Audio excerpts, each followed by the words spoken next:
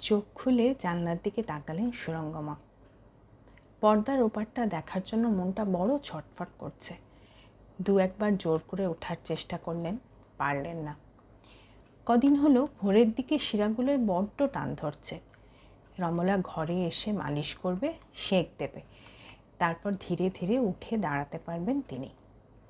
Serial দেখে রমলা রাত করে ঘুমোয়, 7টার আগে উঠতে পারে না। সুরঙ্গমা ডাকলে বিরক্ত হয়। ও যখন এ ঘরে আসবে ততক্ষণে কুয়াশা সরে রোদ পড়ে যাবে জানলায়। ওরা চলে যাবে। সারাটা দিন আর কিচ্ছু ভালো লাগবে না। ওদের জন্য মন কেমন করবে।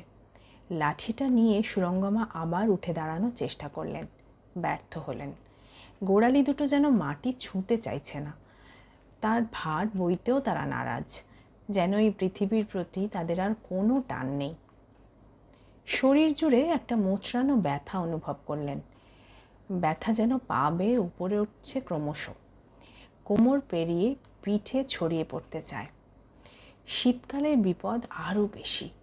শৈত্যের অবাধ প্রশ্রয়ে ব্যথা রীতিমতো দৌরাত্ম্য শুরু করে। রমলা বলে, বয়সকালে ওসব হয়, আমি সারাদিন হাত পা চালাই, তাও আমার কত ব্যথা বেদনা হয়। কষ্টে এক একদিন মরে যেতে ইচ্ছা করে। তুমি তো তার ওপর নড়াচড়াও বন্ধ করে দিয়েছ। সুরঙ্গমার আজকাল নড়াচড়া কিংবা অতিরিক্ত হাঁটাচলা করার ইচ্ছেই করে না। স্থবিরতাকেই আঁকড়ে ধরে থাকতে মন চায়। এখন যেমন ধপ করে বিছানায় বসে পড়লেন তিনি। মিনিট কয়েক হবে শূন্যতা ভেঙে শব্দটা ভেসে এলো। কান পেতে আছেন সুরঙ্গমা। কাঠঠোকরা যেভাবে গাছের গুঁড়ি ঠোকরায়, ওদের ঠোঁটে সেই সুর। কিন্তু জানালার কাছে কি পাবে ওরা? খুব দেখতে ইচ্ছে করছিল ওদের, কিন্তু শারীরিক অক্ষমতায় তিনি তৃষ্ণার্ত ও অসহায়। দুম করে মাথায় বুদ্ধি খেলে গেল একটা।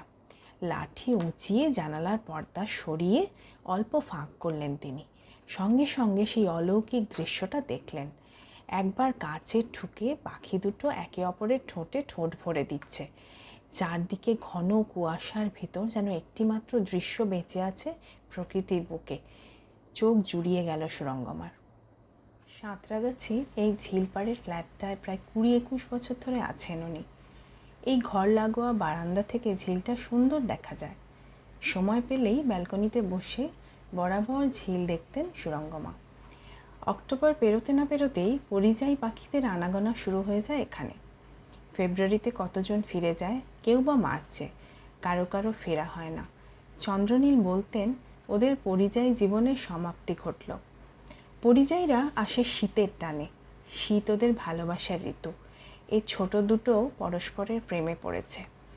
তবে ঘর বাঁধার ইচ্ছে নেই ওদের, যেন ঘর ছেড়ে পালিয়ে পালিয়ে ঘুরছে। সব ভোরেই সুরঙ্গমা ওদের ডানায় মিহি বরফকুচি লেগে থাকতে দেখেন। রাত শেষ হওয়ার অল্প আগেই দুটিতে এসে বসে ওর জানলায়।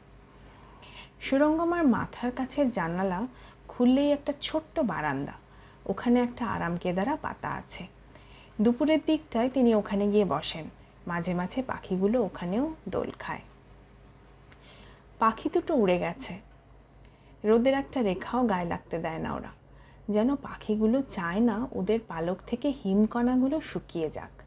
ওগুলোকে রক্ষা করার জন্যেই পালিয়ে বেড়ায় ওরা। তাও সুরঙ্গমা জানলার দিকে তাকিয়ে বসে আছেন। পাখি দুটোর খুনসুটি দৃশ্য তাকে বড্ড দখল করে রেখেছে। মাঝে মাঝে ওরা কিচিরমিচির জুড়ে দেয়। সুরঙ্গমা হাসেন। একটু পরেই ঝগড়া থামিয়ে জিভে জিভ ঠেকিয়ে পরস্পরকে আদর করে দুজনে। হয়তো এভাবে ওরা পরস্পরকে কাছে ডাকে। আগে সুরঙ্গমারা যখন দুর্গাপুরে থাকতেন, কোয়ার্টারের পাশে একটা মাঠ ছিল। সারি সারি বেঞ্চ, দুটো অল্পবয়সী ছেলে মেয়ে রোজ এসে একটা বেঞ্চে বসতো। কিন্তু বেঞ্চটা এমনভাবে পাতা ছিল যে ওদের পেছনটাই দেখতে পেতেন সুরঙ্গমা। পাখি দুটো যেন ওদেরই সম্মুখ ভাগ। চাদর ঝাড়তে ঝাড়তে রমলা বকবক করে, কি হলো, চা যে জুড়িয়ে জল হয়ে যাচ্ছে, সে খেয়াল আছে? খাও, তারপর মালিশ করে দেব। রোদ এসে গেলে আর চা খেতে ভালো লাগে না, কাল থেকে দিও না। অমনি রাগ হয়ে গেল তো। ঘুমোই কত রাতে জানো? ওহ, কাল রাতে তোমার ছেলে ফোন করেছিল। শুনে সুরঙ্গমা চুপ করে থাকেন, কোনো কথা বলেন না। কিছুক্ষণ অপেক্ষা করে রমলা নিজেই বলে, ভালোই আছে সব। ওষুধ টষুধ ঠিক মতো খাচ্ছ কিনা জিজ্ঞেস করলো। টাকা লাগলে জানাতে বলল। লাগবে টাকা? না, দ্রুত জবাব দেন সুরঙ্গমা।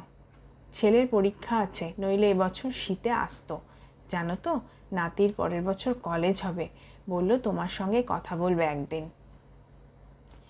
অফিসে যাওয়ার পথে একটু সময় বার করে ফোন করে। এদেশে তখন রাত। তুমি তো আবার পাড়ার মন্দিরে সন্ধ্যের আরতি শেষ হতে না হতেই ঘুমিয়ে পড়ো। হাতটা ভাঁজ করে কপালের উপর রেখে শুয়ে পড়লেন সুরঙ্গমা। রমলা চেঁচায়, ও কি, আবার শুয়ে গেলে যে, খাবে না? পরে দিও। ওটস করে দেব?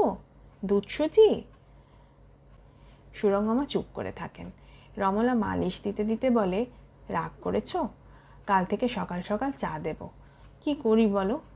শুলেও কি ছাই ঘুম আসে ভেবেছ? কত ছাইপাশ ভাবনা চিন্তা, শুয়ে শুয়ে খালি এপাশ ওপাশ করি। তার মাঝে মাঝে দুবার বাথরুমে যেতে হয়। এই শরীরটাও যে বিশ্রাম চায় দিদি। সুরঙ্গমা উত্তর দেন না। খানিকক্ষণ মালিশ করার পর রমলা বলে, নাও এবার উঠে দাঁড়াও দেখি। সুরঙ্গমা উঠে বসেন। লাঠিতে ভর দিয়ে দাঁড়াতে পারেন, টানটা একটু কমেছে। রমলা এদিকে দরজাটা খুলে দেয়। সুরঙ্গমা আস্তে আস্তে বারান্দায় গিয়ে দাঁড়ান।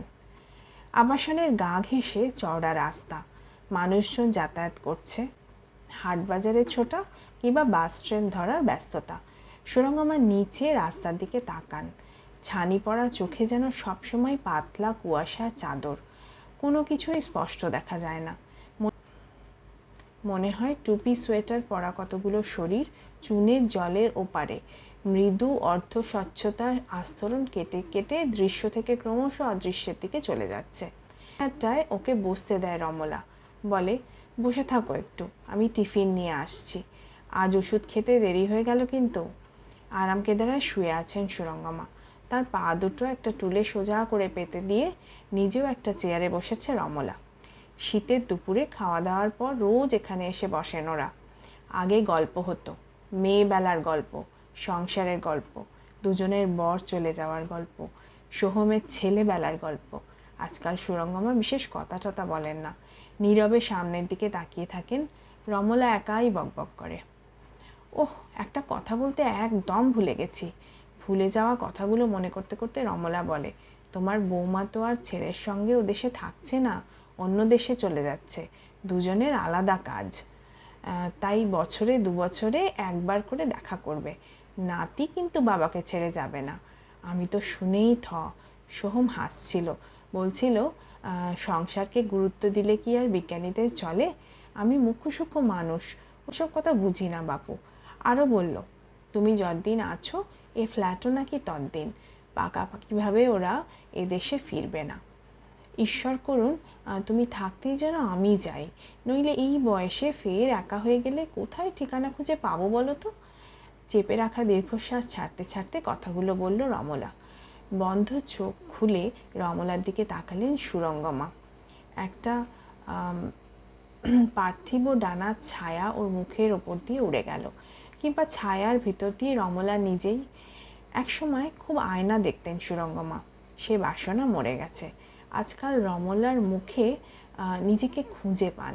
কখনো কখনো তার ইচ্ছের ভিতরেও নিজেকে প্রতিফলিত হতে দেখেন তিনি। সুরঙ্গমা এক দৃষ্টিতে তাকিয়ে থাকেন, যেন এই দৃশ্যের বাইরে তার কোনো চাহিদা নেই, কোনো আকাঙ্ক্ষাও নয়। ভোর হওয়ার আগে রমলা জানালাগুলো খুলে দিয়ে যায়। গজগজ করতে করতে হাত বাড়িয়ে একটা প্লেটে কয়েকটা বিস্কুটের টুকরো আর মুঠোখানেক খই ছড়িয়ে দেয়। পাখি দুটো আসে, ঠুকরে ঠুকরে খায়। মাঝে মাঝে ওরা মুখ তুলে সুরঙ্গমাকে দেখে, তারপর একে অপরের দিকে তাকায়। দেখলে মনে হয় সুরঙ্গমা সম্পর্কে নিজেদের জ্ঞান ও মতামত বিনিময় করছে।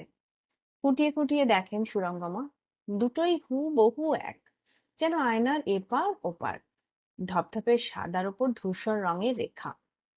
আজকাল রমলার সঙ্গে যেটুকু কথা হয় সব ওই পাখি নিয়ে। দিন 10 হলো সুরঙ্গমার পায়ের ব্যথাটা বেড়েছে। বাথরুম আর স্নান বাদ দিলে বিছানা থেকে ওঠেন না আর, বারান্দায় বসা হয় না। একদিন রমলা বলে, তোমার সাধের আরাম কেদারার চেহারা দেখলে শিউরে উঠবে। কেন, কি হয়েছে সেখানে? হতচ্ছাড়া বাসা বেঁধেছে ওই কোণে। বারান্দা জুড়ে পায়খানা আর খাবারের কণা। আরাম কেদারাটাকে তো ডাস্টবিন বানিয়ে ফেলেছে একেবারে। তাড়িও না জানো, মনে হয় এবার ডিম পারবে। শীত ফুরিয়ে গেলে যাবে না দেখো, আর যদি যায়ও ঠিক ফিরে আসবে পুজোর পর। ওই আনন্দে থেকো। প্রথমটা নিজের চোখে বিশ্বাস করতে পারছিলেন না সুরঙ্গমা। ধর্মড়িয়ে উঠে বসলেন তিনি। রমলার চিৎকার প্রমাণ করলো তিনি ঠিক দেখছেন। চারটে সাদা ডানা ঘরের এপাশ ওপাশ করছে। তারপর একটা গিয়ে বসলো ফ্যানের ব্লেডে। ওর দেখা দেখি দ্বিতীয়টাও। ব্লেডগুলো দুলে উঠল। সুরঙ্গমার হৃদয়ও। অপলক তাকিয়ে রইলেন পাখি দুটোর দিকে। মনে মনে ডাকনাম দিলেন ওদের। ডাকলেনও সেই নাম ধরে। পাখি দুটো সুরঙ্গমাকে দেখছিল। সুরঙ্গমা হাত বাড়ালেন। ওর হাত ছুঁয়ে ডানা ঝাপটাতে ঝাপটাতে উড়ে চলে গেল ওরা। মুখের সামনে হাতের পাতাটা নামিয়ে আনলেন সুরঙ্গমা। ৮৮ বছরের ঝাপসা চোখ, তবুও স্পষ্ট দেখলেন। খুব সূক্ষ্ম একটু কুয়াশা ফুলের রেণুর মতো রেখাগুলোর শরীরে রেখে গেছে পাখি দুটো। রমলার চোখ দুটো পাথর হয়ে গিয়েছিল। অনেকদিন পর সাহায্য ছাড়াই উঠে দাঁড়িয়েছেন সুরঙ্গমা। অনেকদিন তোমার সঙ্গে কথা বলা হয়নি মা, ভালো আছো? রমলা বলছিল দুটো দেশের টাইম জ্ঞান আলাদা, তাই জানি আজ তোমার মন খারাপ। যা বুঝে সে উপায়ও নেই। রমলাদি বলছিলেন তোমার নাকি দুটো পোষ্য হয়েছে। ভালো, তা বলে গায়ে হাত দিতে যেও না যেন, ওরা কিন্তু অনেক ভাইরাস ক্যারি করে। লাঞ্চ করেছো? কেটে কেটে কথাগুলো বললেন সুরঙ্গমা। সোহম অভিমানী সুরে বলে, তুমি নাতির কথা জানতে চাইলে না, বৌমার কথা? রমলা বলে সব। তোমরা সবাই ভালো থেকো। স্যান্ডি খুব ইন্ডিয়া যেতে চায় মা, স্পেশালি কলকাতা। একজন বান্ধবী হয়েছে ওর, খুব মিষ্টি মেয়ে, এদেশেই থাকতো, অন্য শহরে। ওর বাবা একটা প্রজেক্ট নিয়ে এখানে এসেছে। স্যান্ডির স্কুলেই অ্যাডমিশন নিয়েছে মেয়েটা। স্যান্ডিকে ও কলকাতায় নিয়ে যাবে বলেছে। স্যান্ডি ওকে তোমার গল্প করেছে, বলেছে গেলে তোমার সঙ্গে দেখা করবে। সোহম হয়তো আরেকটু কথা বলতে চেয়েছিলেন, সুরঙ্গমা রেখে দিয়েছেন। বিকেলে রোদের ওপর ঝপ করে কুয়াশার পরত নেমে এলো। অনেকক্ষণ থেকে রমলা ওর জন্য অপেক্ষা করছে। সুরঙ্গমা গিয়ে বসলেন। চন্দ্রনীল হলুদ গোলাপ পছন্দ করতেন। খুঁজে খুঁজে রমলা অনেক হলুদ গোলাপ এনেছে, মালা গেঁথেছে, এমনি ছড়িয়েছে। চন্দ্রনীলের মুখটা ঢেকে গেছে হলুদ পাপড়িতে। আজ ২৮শে ফেব্রুয়ারি। যদিও তার চলে যাওয়ার দিনটা লিপ ইয়ার ছিল। জানালা দিকে তাকিয়ে বসেছিলেন সুরঙ্গমা। রোদকে আজ যুবক সৈনিকের মতো লাগছে। সকালে একবার ডানা ঝাপটানোর শব্দ পেয়েছেন তিনি, দেখতে পাননি। রমলা বলছিল কদিন ধরেই নাকি মা পাখিটা ডিমে তা দিচ্ছিল, এক মুহূর্তের জন্যও সরেনি। ছানা ফুটলো কিনা কে জানে। রমলাও কবে যেন পাখিগুলোকে ভালোবেসে ফেলেছে। আজকাল ওদের সব গল্পই পাখি নিয়ে। একদিনও বলছিল আসছে জন্মে আমি কাক হয়ে জন্মাবো। একটু অবাক হয়েছিলেন সুরঙ্গমা, জানতে চেয়েছিলেন কেন। শুনেছি কাকেদের সমাজে বরের ছেড়ে যাওয়া নেই, একবার গ্রহণ করলে আজীবনের বন্ধন। ওটস দিতে এসে রমলাও অবাক। আজ ভিতরে আসেনি হতভাগাগুলো? একবার দেখো তো গিয়ে। মিনিট 10 হবে। রমলার সাড়া না পেয়ে সুরঙ্গমা ডাকলেন, কি হলো রমলা? ধীরে ধীরে ঘরে ঢুকলো রমলা। বিছানায় বসে সুরঙ্গমার হাতের পাতায় হাত রেখে সান্ত্বনা সুরে বলল, কে আর আজীবন থাকে বলো দিদি? কথাটা বুঝতে পারলেন না রমলা। মানে? শীত ফুরিয়ে গেছে, এখানে থাকলে বাঁচত কি করে বলো? চলে গেল? ডিম ফুটে ছানা হয়েছিল গো, আমরা টের পাইনি। বাসা ভর্তি ডিমের খোলস। কখন যে ওরা শেখালো। ছানাগুলোকে চোখের দেখা দেখতেও পেলাম না একবার। কিছুক্ষণ থেমে চেপে রাখা শ্বাসটা ছাড়তে ছাড়তে রমলা বলে, উঠে বসো, তোমাকে ওষুধ দিয়ে আমি বারান্দাটা ধোয়াবো। সুরঙ্গমা ফ্যানের ব্লেডের দিকে তাকিয়েছিলেন। রমলা ওর হাতের পাতাটা টেনে মেলে দিয়ে বলল, নাও, তোমার জন্য রেখে গেছে। করতলের দিকে তাকান সুরঙ্গমা। একটা ধূসর পালক। সুরঙ্গমা চোখ বোঝেন। নিজেকে বোঝাতে চাইছিলেন এই ঘর, এই বারান্দা, বিছানা, এর বাইরে কোনো পৃথিবী নেই তার। কিন্তু মনটা ডানা মেলে উড়ে উড়ে চলে যাচ্ছিল দিক দিগন্ত পেরিয়ে বহু দূরে, যেখানে পরিযায়ীরা অনুকূল পরিবেশে বাসা বেঁধেছে। নমস্কার। কলমের সীমা জানা, কণ্ঠে বিদিশা।